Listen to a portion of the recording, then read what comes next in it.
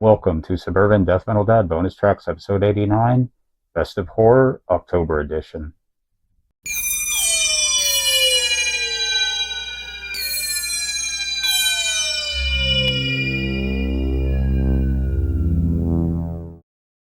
So like I did in 2024, I'm going to be recommending 31 movies for the month of October, basically horror, science fiction, or anything that goes along with Halloween in my opinion.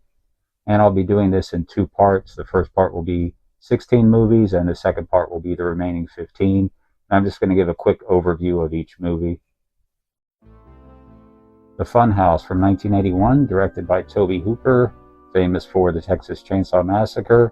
And in this one, 4 teens decide to spend the night in a carnival funhouse, and you better believe it doesn't go very well for them.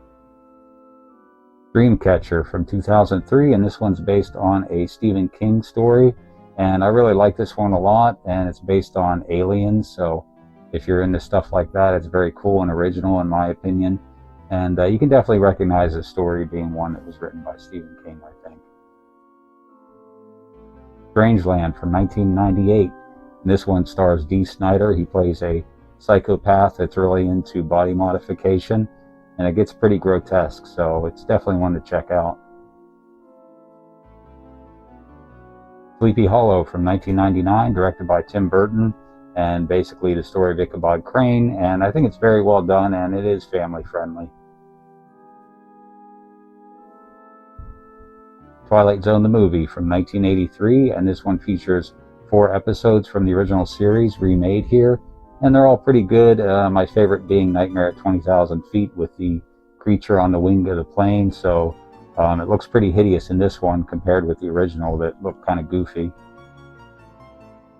The Stepfather from 1987, and the stepfather here is played by Terry O'Quinn, and basically he's looking for the perfect family, and when it doesn't work out, he butchers them. Very good movie. Opera from 1987, Italian horror from Dario Argento, and in this one a young opera singer takes over the lead in a performance and ends up being stopped by a psychopath, and there's really good effects in this one and a really good interesting story with some twists, so it's definitely one to check out. Audition 1999, this one's from Japan, and in this one a man is looking for basically a new girlfriend, ends up meeting the girl on this cover here who turns out to be a sick psychopath, and very well done and sometimes difficult to watch, to be honest with you, but it's a great one. The People Under the Stairs from 1991, this one comes from Wes Craven, and in this story you have 2 guys and a boy that break into this house with the intention of robbing it, and they run into some trouble because there's this psychopathic married couple living there, and they have all these young kids trapped in the house, and yeah, it's a pretty good movie, I would say. Also from Wes Craven, The Hills Have Eyes from 1977. You got Michael Berryman on the cover there, very creepy. And the story of this one is you have family members traveling across the desert, and their car breaks down, and basically they run into these psychopathic murderers, and lots of mayhem and violence, so definitely a good one. Invasion of the Body Snatchers, 1978, and this one is a remake. And basically in this story you have these spores that float down from space.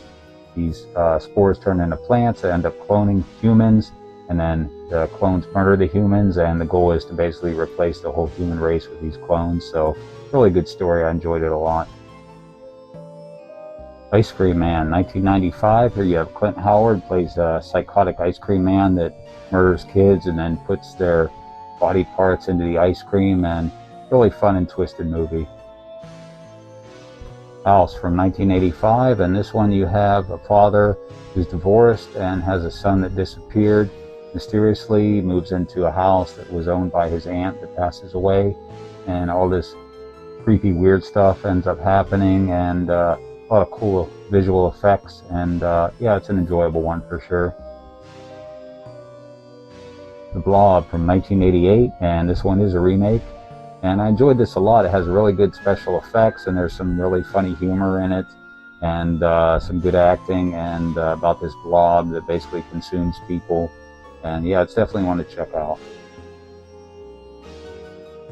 Suspiria from 1977, Italian horror from Dario Argento, and definitely a classic here. And the story is an American girl comes to this dance academy in Germany, which turns out to be the front for a witch's coven. And very interesting story and cool visuals and music. The Texas Chainsaw Massacre from 2003, and this one is a remake. And if you're a fan of the original one, I would say definitely check this one out. I think it's pretty good. I brought you something special. Ooh, sounds yummy. You know, we should swap recipes. A creamsicle for a custard pie.